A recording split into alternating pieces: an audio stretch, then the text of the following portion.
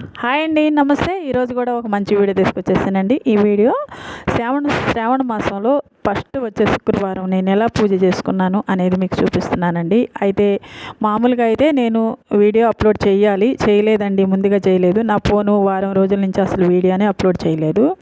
ఈరోజు అయితే నేను ఫస్ట్ శుక్రవారం రోజు పూజ చేసుకోబోతున్నాను. అయితే ఇక్కడ నేను గులాబీ రెక్కలు తీసుకున్నాను, కొంచెం పసుపు కలిపి పెట్టుకున్నాను. అయితే ఒక కొబ్బరి చెక్కు కూడా తీసుకున్నాను. దీనికి నేను ఈ గులాబీ రెక్కలన్నీ అంటించుకోబోతున్నానండి. పసుపు పూసి చక్కగా అంటించేసుకుంటే మనకి ఒక తామర పుష్పంలాగా తయారవుద్ది. అమ్మవారికి తామర పుష్పం అంటే చాలా ఇష్టం కదా, దాంట్లో కూర్చొని ఉంటుంది కాబట్టి నేను మా ఇంట్లో ఉన్న చిన్న ప్రతిమని ఇలా దీంట్లో పెట్టుకోవాలని ఈ పూలు ఇలా అంటించి ఇది పసుపు అయితే రాసుకుంటున్నానండి. అయితే ముందుగా నా ఛానల్ గురించి చెప్పాలండి. నేను వారం 10 రోజుల నుంచి వీడియో పెట్టలేదు. నేను వేరే వీడియో ఏదో పెట్టానని ఆ వీడియోకి స్ట్రైక్ పడింది. నాకు తెలీదు అలా పడద్దని. అందుకని నేను ఇన్ని రోజుల నుంచి వీడియో పెట్టలేదు. ఇంకా ఈ రోజు నుంచి నా వీడియో వస్తుంది. నేను ప్రతి ఒక్క వీడియో పెడతానండి. శ్రావణ మాసంలో కూడా చూడండి తప్పకుండా. ఇన్ని రోజుల నుంచి నా సబ్స్క్రైబర్కి నేను ఏమీ చెప్పలేకపోయాను, సారీ. అందరు కూడా నన్ను అభిమానించే వాళ్ళందరికీ, నా సబ్స్క్రైబర్ అందరికి కూడా చాలా ధన్యవాదాలండి. మళ్ళా నా వీడియోని తప్పకుండా చూస్తారని మనస్ఫూర్తిగా కోరుకుంటున్నాను. అందుకని నేను వీడియో పెట్టలేకపోయానండి. ఇంకైతే ఈరోజు నుంచి వీడియోలు పెడుతున్నాను. ఇక్కడ నేనైతే కొబ్బరి చెక్కుకి చక్కగా పసుపు అంతా రాసేసి గులాబీ రెక్కలు అంటించేసానండి. ఇవన్నీ కూడా ఒక 2-3 పూలు పోసుకొని గులాబీ రెక్కలు అంటించేస్తే ఒక ఫ్లవర్ లాగా వచ్చిందండి. ఆ ఫ్లవర్కి నాకు బాగా అనిపించింది. గులాబీ రెక్కలతోనే ఆ ఫ్లవర్ ఉండేలేక చాలా బాగుంది. దాన్ని అమ్మవారిని పెట్టుకొని పూజ చేసుకోవాలని నేను ఇలా రెడీ చేశాను, ఇలా తయారు చేశాను. మీకు అందరికి కూడా నా వీడియో నచ్చద్దు అనుకుంటున్నానండి. ఒకవేళ కానీ నచ్చితే లైక్ చేయండి, షేర్ చేయండి, తప్పకుండా సబ్స్క్రైబ్ చేసుకోండి. మీరు పక్కనే ఉన్న బెల్ సింబల్ కొడితే నేను పెట్టే ప్రతి ఒక్క వీడియో కూడా మీకు నోటిఫికేషన్ అవుద్దండి. చూడండి ఎలా వచ్చిందో, చాలా బాగా వచ్చింది కదా. దీన్ని ఇప్పుడు బియ్యంలో పెడితే చాలా కలర్ఫుల్గా అనిపించిందండి. నేను అంతా అంటించేసాను గులాబీ రెక్కలతో. చక్కగా అంటించేసేసి తర్వాత ఇప్పుడైతే పూజ చేసుకుంటానండి. ఇంకా నా ఫోన్కి కూడా ఏమీ అడ్డంకులు లేవు. ఇప్పటి నుంచి ఇంకా ప్రతి ఒక్క రోజు వీడియో పెడతానండి, తప్పకుండా చూడండి.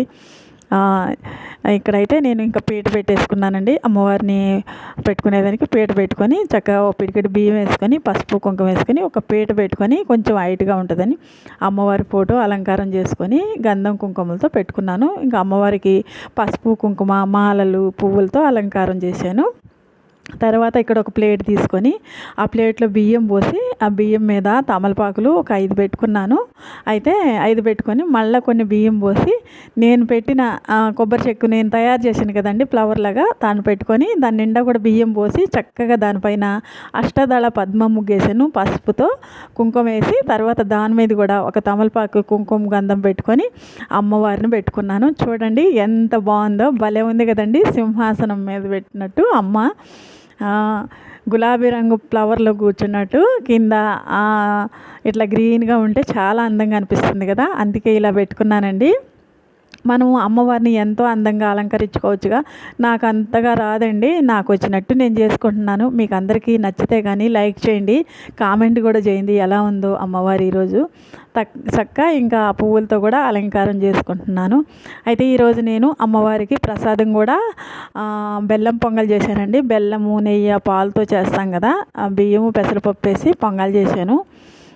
ఇంకా ఇక్కడైతే అమ్మవారికి అంతా అలంకారం చేసుకున్న తర్వాత దీపారాజన కుందలు పెట్టుకొని ఇంకా అమ్మవారికి కొన్ని మల్లెపూలు కూడా ఉంటే పెట్టానండి.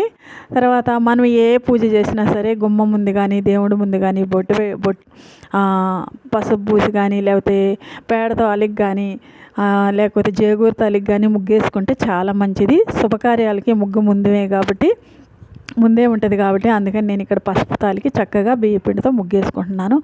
ఇది కూడా అష్టదళ పద్మ ముగ్గే, చాలా చిన్నగా వేస్తున్నాను. ఇంట్లో కదండి, పీట ముందు ఇలా వేసుకోవాలి. అమ్మవారి అనుగ్రహం తప్పకుండా ఉంటుందండి. ఇలా అందంగా అమ్మవారికి పూజ చేసుకుంటే, అమ్మవారికి పూజ చేసేటప్పుడు మనం కూడా చక్కగా తల స్నానాలు ఇవన్నీ అయినాక చక్కగా కొత్త బట్టలైనా కట్టుకోవచ్చు, లేకపోతే మామూలుగా ఉతికిన బట్టలైనా కట్టుకొని చక్కగా అమ్మవారికి మనస్ఫూర్తిగా పూజ చేసుకోవాలి.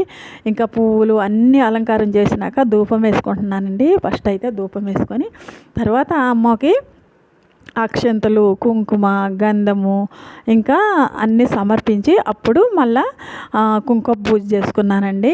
ఈరోజు అమ్మవారికి కుంకుమ పూజ మాత్రమే చేసుకున్నాను సింపుల్గా.